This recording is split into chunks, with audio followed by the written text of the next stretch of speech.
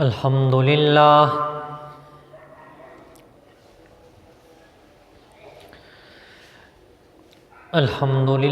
وکفی والصلاة والسلام علی من لا نبی بعد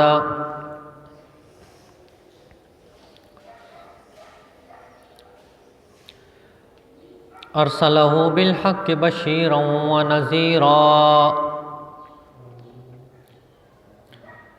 وداعیا الی اللہ بإذنہ وسراجا منیرا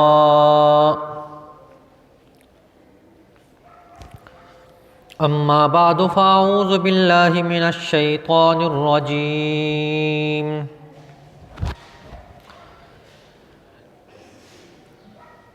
بسم اللہ الرحمن الرحیم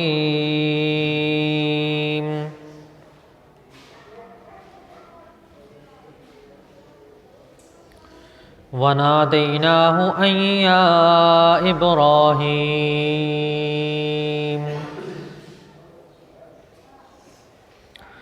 قد صدقت الرؤیا آمنت باللہ صدق اللہ العظیم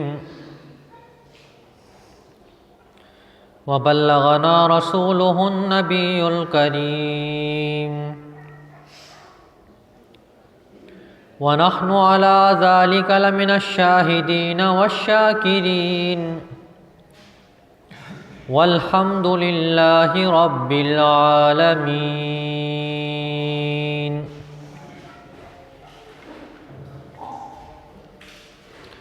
قابل صد احترام و تکریم میرے واجب الاحترام دوستوں، بزرگوں، عزیز نوجوان ساتھیوں،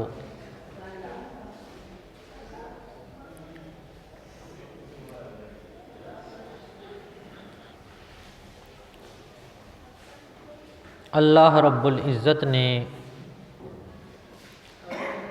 مسلمانوں کے لیے دو عیدیں مقرر کی ہیں۔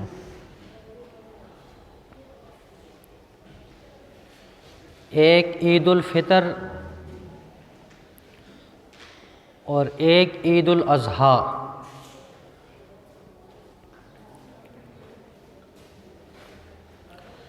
تمام مفسرین اکرام نے، تمام محدثین نے اور جتنے بھی اولیاء اللہ گزرے ہیں سب نے تذکرہ کیا ہے تو ان دو عیدوں کا ہی ذکر کیا ہے۔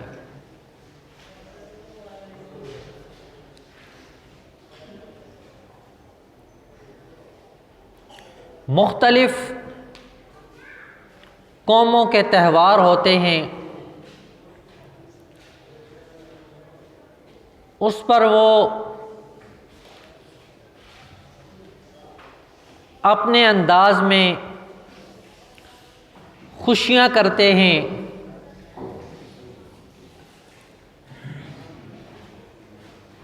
لیکن آپ صلی اللہ علیہ وسلم نے جہاں تمام چیزیں بتائی ہیں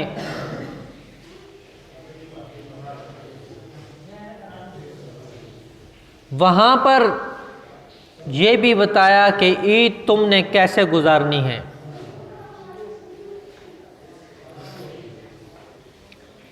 لیکن مسلمانوں کے جو یہ دور اس وقت جا رہا ہے اس میں مسلمانوں کے خوشی کا طریقہ الگ ہے اور غم کا طریقہ الگ ہے۔ خوشی بھی ان کی اپنی مرضی کی اور کوئی غمی آ جائے تو وہ بھی ان کی اپنی مرضی کی۔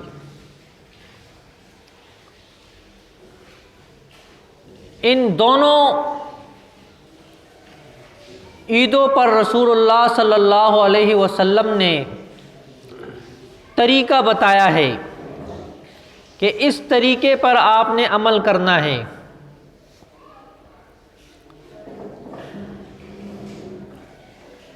اور اس دن جو صاحب نصاب ہوتا ہے اس پر قربانی واجب ہوتی ہے۔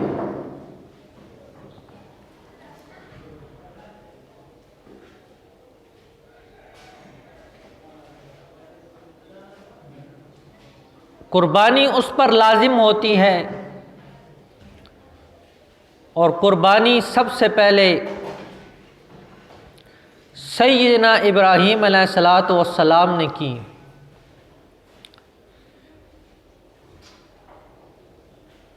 اور یہ ابراہیم علیہ الصلاۃ والسلام پر ایسی آزمائش تھی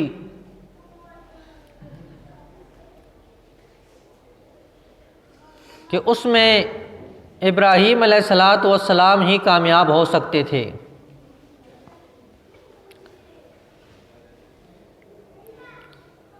آٹھ ذی الحج کو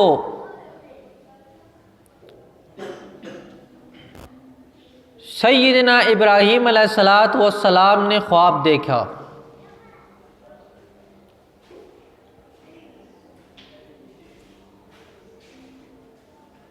اور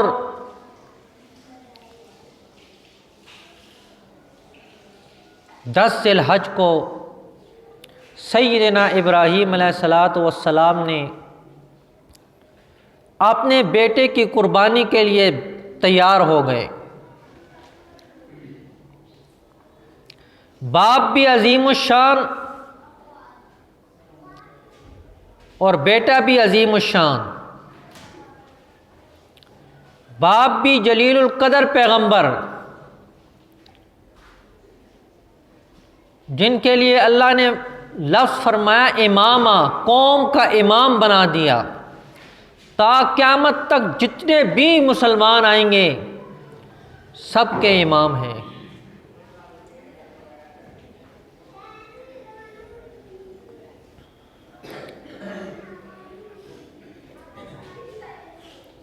تو ابراہیم علیہ الصلاۃ والسلام نے اپنے بیٹے سے کہا کہ میں نے خواب دیکھا ہے، میں تجھے ذبح کر رہا ہوں۔ اب بیٹا بھی عظیم تھا، انہوں نے کہا کہ آپ اپنا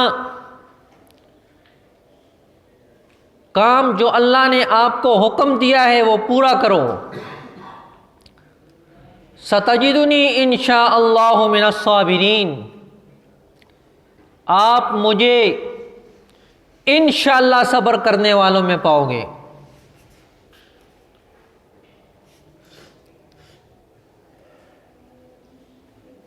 روایات میں آتا ہے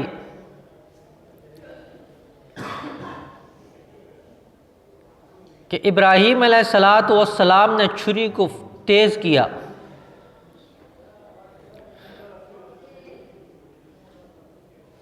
اتنی تیز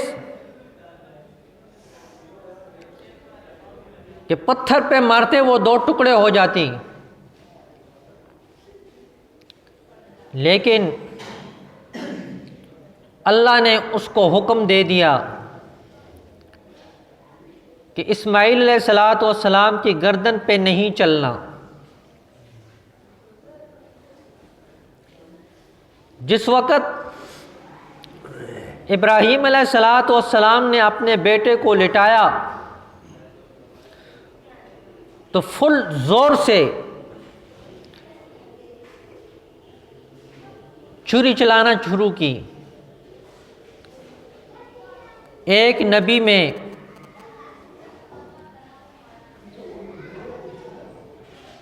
40 جنتیوں کی طاقت ہوتی ہے، 40 مرد، اور جنتی ایک مرد کی طاقت 100 آدمیوں کی بقدر ہوتی ہے۔ اتنی طاقت ہونے کے باوجود چھری نہیں چلی، کیونکہ چھری کو حکم نہیں تھا چلنے کا، اور جب چھری چلا دی تو اللہ نے ارشاد فرمایا قد صدقت الرؤیا، آپ نے اپنے خواب کو سچا کر دکھایا، اور جنت سے مینڈا بھیجا گیا کہ اس کو ذبح کرو۔ اس کو ابراہیم علیہ السلام نے ذبح کیا۔ تو آج تک جتنے بھی مسلمان اس سنت کو ادا کرتے ہیں، اس کی ابتدا سیدنا ابراہیم علیہ السلام نے کی ہے، اور یہ ہر صاحب نصاب پر فرض ہے۔ اگر اس کے پاس اتنا مال ہے کہ وہ 52.5 تولے چاندی تک اس کے پیسے پہنچ جاتے ہیں، تو اس پر قربانی لازم ہے، اور وہ قربانی لازمی کرے گا۔ اور ایک بات اور بھی ہے جو میں نے کئی دفعہ آپ کے سامنے کہی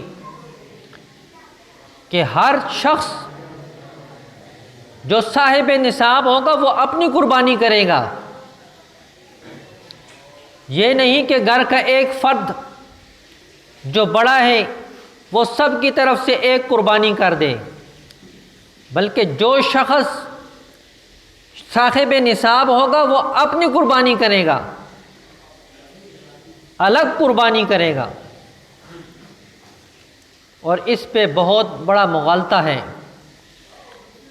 آج کل جو ہے یہ بات بہت چل پڑی ہے کہ حدیث میں آیا ہے جی بڑے کی طرف سے قربانی ہو گئی تو چھوٹے کی طرف سے بھی ہو گئی۔ وہ اس طرح نہیں ہے۔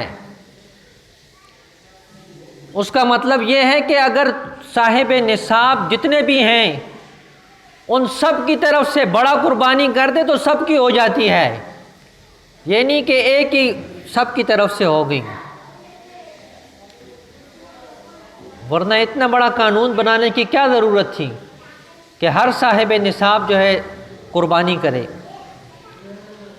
تو میرے واجب الاحترام دوستو بزرگوں، ان مسائل میں آپ جو ہے اپنے علماء سے پوچھا کریں، سنی سنائی بات کے پیچھے مت چلیں۔ جب آدمی سنی سنائی بات پہ چلتا ہے تو وہ ٹھوکر کھاتا ہے۔ اس لیے اپنے اکابرین کے ساتھ اپنے آپ کو وابستہ رکھیں۔ وقت چونکہ پورا ہو چکا ہے تو نیت سماعت فرما لیں۔ 2 رکعت نماز صلاۃ العید الضحیٰ واجب مع زائد 6 تکبیروں کے، پیچھے اس امام صاحب کے اللہ اکبر۔ جب امام اللہ اکبر کہہ دے گا تو اس کے بعد ثنا پڑھے گا۔ ثنا پڑھنے کے بعد پھر 3 تکبیریں کہے گا۔ پہلی تکبیر میں ہاتھ چھوڑ دینے ہیں، دوسرے میں بھی چھوڑ دینے ہیں، تیسرے میں جو ہے ہاتھوں کو باندھ دینا ہے۔ پھر اسی ترتیب سے سورۃ فاتحہ پڑھی جائے گی، سورت پڑھی جائے گی۔ پہلی رکعت ہوگی، دوسری بھی اسی ترتیب سے ہوگی۔ رکوع میں جانے سے پہلے 3 تکبیریں کہی جائیں گی۔ پہلے میں ہاتھ چھوڑ دینا ہے، دوسری میں چھوڑ دینا ہے، اور تیسرے میں بھی چھوڑ دینا ہے، چوتھی میں رکوع میں چلا جانا ہے۔ باقی نماز اسی طرح ہی ہوگی۔ نماز کے بعد خطبہ سن کر جائیں۔ خطبہ سننا واجب ہے، کیونکہ ہمیں بہت جلدی ہوتی ہے۔ مجھے پتہ ہے آپ حضرات جو ہے نا مصروف لوگ ہیں تو بھاگ پڑتے ہیں، تو یہ عید کا خطبہ سننا واجب ہے۔ بغیر خطبہ سنے آپ تشریف نہ لے جائیں، خطبہ ختم ہو جائے پھر آپ سب بھاگ جائیں۔ ٹھیک ہے جی، انشاءاللہ سنیں گے نا خطبہ؟